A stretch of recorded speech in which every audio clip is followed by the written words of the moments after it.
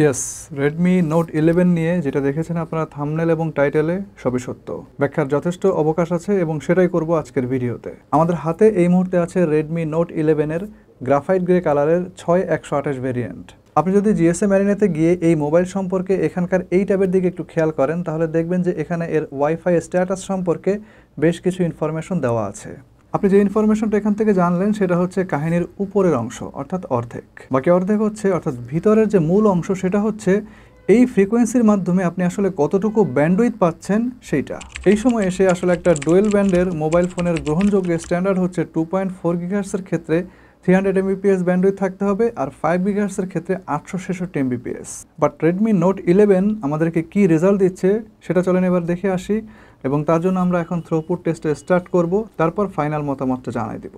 আমি প্রথমে আমার কিউডি X6 রাউটারের 2.4 গিগাহার্টজের সঙ্গে মোবাইলটাকে কানেক্ট করে নিচ্ছি। তো রাউটারের ক্লোজ রেঞ্জে থেকে দেখেন কানেকশন স্পিডটা 96 mbps শো করতেছে, যেটা কিনা এই ফ্রিকোয়েন্সির পোটেনশিয়াল অনুসারে অন্তত পক্ষে 300 mbps পাওয়াটা উচিত ছিল। বাট আমরা যেটা পেলাম সেটা হচ্ছে 96 mbps, which is obviously a disaster. Wait, picture এখনও বাকি আছে, সমস্যা এখনও বাকি আছে। আমরা যে 96 mbpsটা পাইছি ওইটা হচ্ছে এর যে ম্যাক্সিমাম কানেকশন স্পিড সেইটা, অর্থাৎ এর বেশি কিন্তু সে আর দিতে পারবে না। বাট নানা ধরনের অপটিমাইজেশন ইস্যু, হার্ডওয়্যারের ইনকম্প্যাটিবিলিটি, ডিস্টেন্স এবং ইন্টারফারেন্স, এই ধরনের ফ্যাক্টরগুলো এই থিওরিটিক্যাল টোটাল ব্যান্ডউইথটাকেও আরও বেশ খানিকটা কমিয়ে দেয়।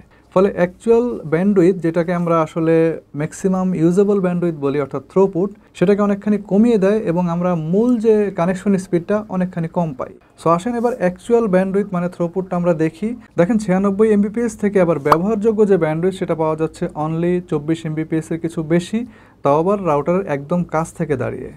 দূরে গেলে তো খবর আছে। এর মানে হচ্ছে অন্তত পক্ষে 300 mbps যেখান থেকে পাওয়ার দরকার ছিল সেখানে আমরা পাইছি 96 mbps।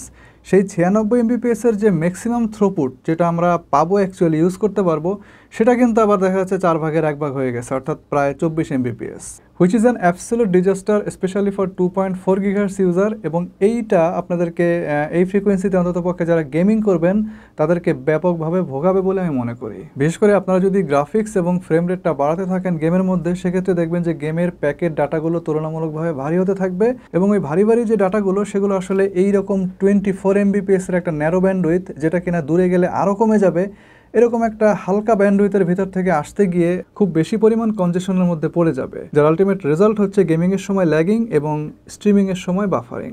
উপরন্তু যারা এই মোবাইলটাকে একটা সিঙ্গেল ব্যান্ড রাউটারের সঙ্গে ইউজ করবেন তাদের অবস্থা আই থিঙ্ক আরও বেশি শোচনীয় হবে। এবার আসেন 5 গিগাহার্টজের টেস্ট করি। তো প্রথমে রাউটারের 5 গিগাহার্টজের সঙ্গে আমরা মোবাইলটাকে কানেক্ট করে নিচ্ছি। রাউটারের ক্লোজ রেঞ্জ থেকে দেখেন কানেকশনের স্পিডটা 433 mbps শো করতেছে, যেটা কিনা আসলে এই ফ্রিকোয়েন্সির যে ফুল পোটেনশিয়াল অর্থাৎ অন্তত পক্ষে 866 mbps পর্যন্ত পাওয়া উচিত ছিল। বিশেষ করে আপনি যদি এই মোবাইলটার দাম 23,000-এর আশেপাশে এরকম একটা ক্যালকুলেশন মাথায় রাখেন। যাই হোক, 433 mbps দিয়ে হয়তো আপনার কাজ চলে যাবে যদি আপনি এটার থ্রুপুট মোটামুটি মানের ভালো পান। চলেন এবার থ্রুপুটের কী অবস্থা সেটা দেখি। দেখেন 433 mbps এর ব্যান্ডউইথের মধ্যে থেকে আমরা ইউজেবল ব্যান্ডউইথ মানে যেটা অ্যাকচুয়ালি আপনি ব্যবহার করতে পারবেন অর্থাৎ থ্রুপুট, সেটা 250 mbps এর একটু বেশি আমরা পেয়েছি। এখন এই 5 গিগাহার্টজ ফ্রিকোয়েন্সি যে টোটাল ব্যান্ডউইথ 433 mbps, এটা যদি আমরা থ্রুপুটের সঙ্গে রেশিও হিসাব করি তাহলে 50%-এর একটু উপরে থাকে, যেটা কিনা আসলে 2.4 গিগাহার্টজের যে ম্যাক্সিমাম ব্যান্ডউইথ আমরা পাইছি বা তার থেকে যে ম্যাক্সিমাম থ্রুপুটটা পাইছি তার থেকে বেশ খানিকটা ভালো, but still not satisfactory specially when you are considering the price of the mobile. তো এই ফ্রিকোয়েন্সিতে আমার বক্তব্য হচ্ছে যাদের ডুয়েল ব্যান্ডের রাউটার আছে তারা এই রাউটারের 5 গিগাহার্টজটা যদি ব্যবহার করতে পারেন এবং কাছাকাছি দাঁড়িয়ে যদি গেম খেলেন তাহলে বেশ ভালো একটা পারফরমেন্স পাওয়ার সম্ভাবনা আছে। লাস্টলি আপনি এখন মন্তব্য করতে পারেন যে ভাইয়া অন্য একটা রাউটার দিয়ে টেস্ট করে দেখাইতেন, হয়তো বা রেজাল্ট আরও ভালো আসতো, এবং একজন রেশনাল মানুষের চিন্তাভাবনা এরকমই হওয়া উচিত।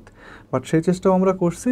Result almost 19-20। 2.4 গিগাহার্টজের ক্ষেত্রে কানেকশন স্পিডটা প্রত্যেকটা রাউটারের ক্ষেত্রে আমরা 96 mbps পাইছি আর 5 গিগাহার্টজের ক্ষেত্রে 433 mbps পাইছি। তবে থ্রুপুটের রেজাল্টটা আসলে রাউটারের সঙ্গে মোবাইলের যে সিঙ্ক্রোনাইজেশন সেক্ষেত্রে 19-20 হতে পারে এবং সেটাই আসছে, খুব বেশি একটা পার্থক্য এখানে ছিল না।